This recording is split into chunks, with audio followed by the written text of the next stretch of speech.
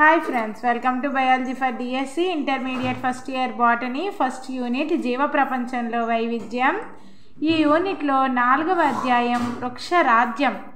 ఈ అధ్యాయంలో పారిభాషిక పదకోశాన్ని ఈ వీడియోలో డిస్కస్ చేద్దాం. అసమ సంయోగం నిర్మాణాత్మకంగాను క్రియాత్మకంగాను ఒకదానికొకటి భిన్నమైన గమన లేదా నిశ్చల సంయోగ బీజాల మధ్య జరిగే సంయోగాన్ని అసమ సంయోగం అంటాం. నిర్మాణాత్మకంగాను క్రియాత్మకంగాను ఒకదానికొకటి భిన్నమైన గమన లేదా నిశ్చల సంయోగ బీజాల మధ్య జరిగే సంయోగం అసమ సంయోగం. ఆర్కిగోనియేట్లు ఆర్కిగోనియం అనే స్త్రీ బీజాశయం గల బ్రయోఫైటా టెరిడోఫైటా వివృత బీజ మొక్కలు ఆర్కిగోనియేట్లు. సహనివేశక నిర్మాణం. ఇందులో మొక్కదేహము విశిష్ట సహనివేశ నిర్మాణము కలిగి మధ్య భాగములో గొల్లగా ఉండి చుట్టూ ఏకకణ మందంలో కణాలు సహనివేశ మాతృకలా అమర్చబడి ఉంటాయి. సహనివేశక నిర్మాణం. ఇందులో మొక్కదేహం విశిష్ట సహనివేశ నిర్మాణం కలిగి మధ్య భాగంలో గొల్లగా ఉండి చుట్టూ ఏకకణ మందంలో కణాలు సహనివేశ మాతృకలు అమర్చబడి ఉంటాయి. నెక్స్ట్ పుష్పించని మొక్కలు. ఇవి పుష్పించని బీజరహిత సిద్ధ బీజాలు గల మొక్కలు. పుష్పించని మొక్కలు అంటే పుష్పించని బీజరహిత సిద్ధ బీజాలు గల మొక్కలు. నెక్స్ట్ పిండోత్పత్తి చేసే మొక్కలు లేదా ఎంబ్రియోఫైట్లు. సంయుక్త బీజం నుంచి సమయోభజన ద్వారా పిండం ఏర్పడే బయోఫైటా టెరిడోఫైటా వివృత ఆవృత బీజ మొక్కలు పిండోత్పత్తి చేసే మొక్కలు లేదా ఎంబ్రియోఫైట్లు. నెక్స్ట్ యూస్పొరాంజియేట్ సిద్ధ బీజాశయ అభివృద్ధి. ఉపరితలంలోని కణాల సముదాయం నుంచి సిద్ధ బీజాశయం ఏర్పడడం. యూస్పొరాంజియేట్ సిద్ధ బీజాశయ అభివృద్ధి అంటే ఏంటి? ఉపరితలంలోని కణాల సముదాయం నుంచి సిద్ధ బీజాశయం ఏర్పడడం. నెక్స్ట్ సంయోగ బీజదం. మొక్క జీవిత చక్రంలో ఏకస్థితికంగా ఉన్న సంయోగ బీజాన్ని ఏర్పరిచే లైంగిక దశ. మొక్క జీవిత చక్రంలో ఏకస్థితికంగా ఉన్న సంయోగ బీజాన్ని ఏర్పరిచే లైంగిక దశ. నెక్స్ట్ భిన్న సిద్ధ బీజత. ఒక జాతిలో భిన్నమైన సిద్ధ బీజాలు ఏర్పడే స్థితి. భిన్న సిద్ధ బీజత అంటే ఒక జాతిలో భిన్నమైన సిద్ధ బీజాలు ఏర్పడే స్థితి.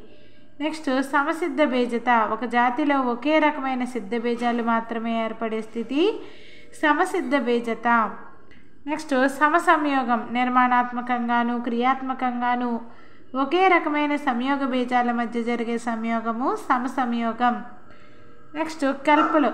స్థాపనాంగ కణము వృంతము పత్రదళంతో కూడిన మొక్కదేహం కలిగిన ఫియోఫైసి.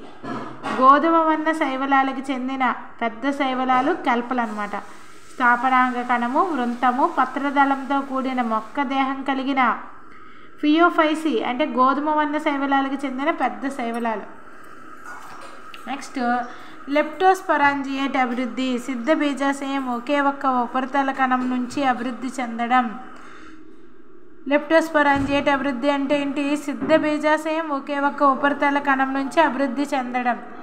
నెక్స్ట్ అండ సంయోగం. ఇందులో చిన్నదైన చలనశీలమైన లేదా చలనరహిత పురుష సంయోగ బీజం పెద్దదైన నిశ్చలమైన స్త్రీ సంయోగ బీజంతో జరిగే సంయోగం. నెక్స్ట్ పుష్పించే మొక్కలు. ఇవి పుష్పించే విత్తనాలను ఉత్పత్తి చేసే ట్రాకియోఫైటా మొక్కలు.